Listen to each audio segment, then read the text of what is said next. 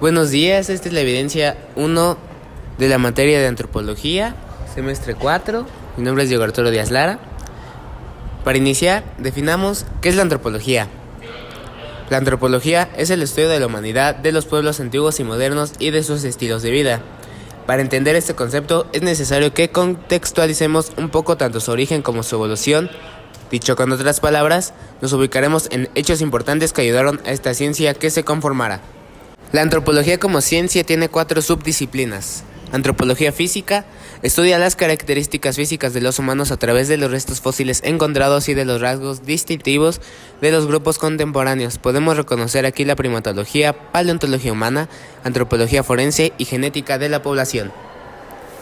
Arqueología se dedica al estudio de los restos materiales de culturas del pasado mediante la reconstrucción de formas de vida desaparecidas.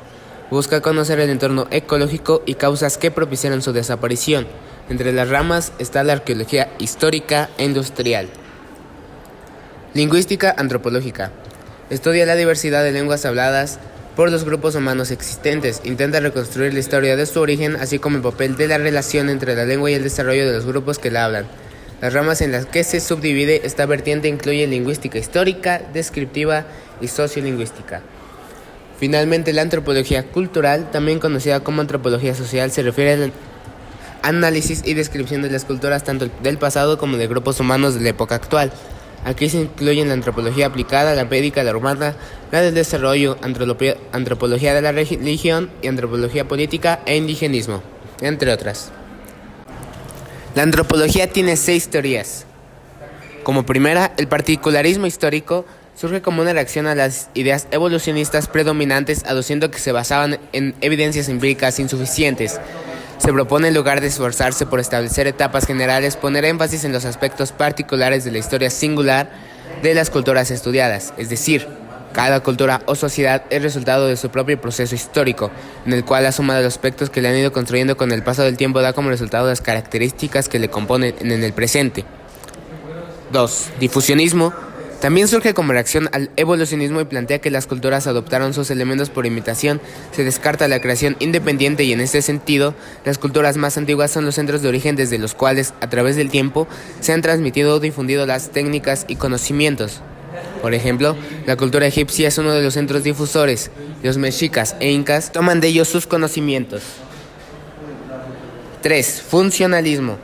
La tarea del antropólogo es describir las funciones de las costumbres e instituciones para la sociedad estudiada, medio por el cual podemos llegar a comprender sus orígenes. 4. Cultura y personalidad. Retoma aspectos del célebre psicólogo alemán Sigmund Freud, relacionando las prácticas culturales y las creencias del individuo con su personalidad y viceversa. Neoevolucionismo. La existencia de una evolución cultural determinada por la cantidad de energía que podían captarse y ponerse en ejecución por persona. Finalmente, el estructuralismo francés utiliza una analogía para explicar el origen de las diferencias y similitudes entre las culturas. El quid radica en la existencia de una estructura general sinfonía, una pauta subyacente que es común a todas las culturas, y lo que marca la diferencia entre unas y otras es la melodía, entendida como el arreglo particular o interpretación de cada sociedad hace de ellos donde el interés principal es conocer dicha estructura. Otro aporte de esta corriente consistente es la tendencia de la mente humana en pensar en términos binarios. Ejemplo de ello es la oposición naturaleza versus cultura presente en numerosos mitos recogidos a lo largo del quehacer antropológico. Para concluir, es importante darle al antropólogo sus puntitos en la historia, en sus aportaciones hacia nosotros. Es importante su labor para que conozcamos cómo fuimos como cultura, como personas, y así no recaer o cometer esos errores y evolucionemos como sociedad. Hasta aquí mi reporte, Joaquín Martín Beltrán.